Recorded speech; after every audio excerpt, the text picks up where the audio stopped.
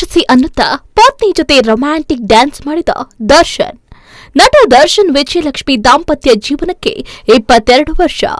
ಬಾಲಿಯಲ್ಲಿ ವಿವಾಹ ವಾರ್ಷಿಕೋತ್ಸವ ಆಚರಿಸಿಕೊಂಡ ದರ್ಶನ್ ದಂಪತಿ ಪತ್ನಿಗಾಗಿ ಹಾಡು ಹಾಡಿ ರೊಮ್ಯಾಂಟಿಕ್ ಆಗಿ ಹೆಜ್ಜೆ ಹಾಕಿದ ಡಿ ಬಾಸ್. ನಟ ದರ್ಶನ್ ತುಗುದೀಪ್ ಮತ್ತು ವಿಜಯಲಕ್ಷ್ಮಿ ಮದುವೆ ವಾರ್ಷಿಕೋತ್ಸವದ ಸಂಭ್ರಮದಲ್ಲಿದ್ದಾರೆ.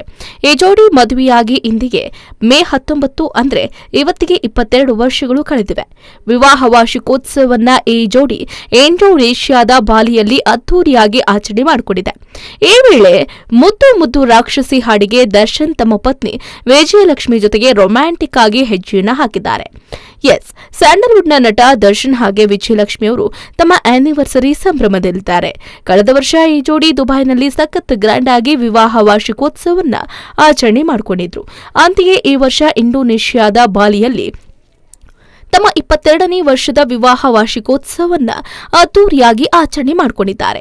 ಈ ಕುರಿತ ವಿಡಿಯೋ ಮತ್ತು ಫೋಟೋಗಳು ಸೋಷಿಯಲ್ ಮೀಡಿಯಾದಲ್ಲಿ ಸಖತ್ ವೈರಲ್ ಆಗಿದ್ದು ದರ್ಶನ್ ಅವರ ಅಭಿಮಾನಿಗಳು ಸಂಭ್ರಮಿಸಿದ್ದಾರೆ. ದರ್ಶನ್ ವಿಜಯಲಕ್ಷ್ಮಿ ದಾಂಪತ್ಯ ಜೀವನಕ್ಕೆ 22 ವರ್ಷ.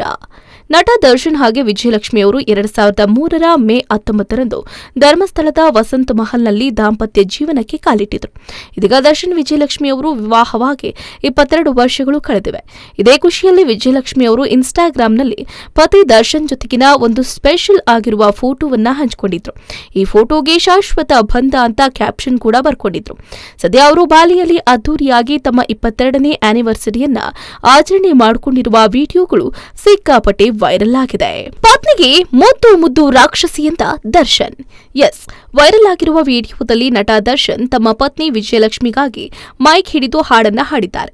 ಅಲ್ಲದೆ ಪತ್ನಿ ಜೊತೆಗೆ ವಾಮನ ಕನ್ನಡ ಸಿನಿಮಾದ ಮುದ್ದು ಮುದ್ದು ರಾಕ್ಷಸಿ ಹಾಡಿಗೆ ಸಖತ್ ರೊಮ್ಯಾಂಟಿಕ್ ಆಗಿ ಹೆಜ್ಜೆ ಹಾಕಿದ್ದಾರೆ. ಈ ವಿಡಿಯೋವನ್ನ ನೋಡಿದ ದರ್ಶನ್ ಅಭಿಮಾನಿಗಳು ಸಂಭ್ರಮಿಸಿದ್ದಾರೆ.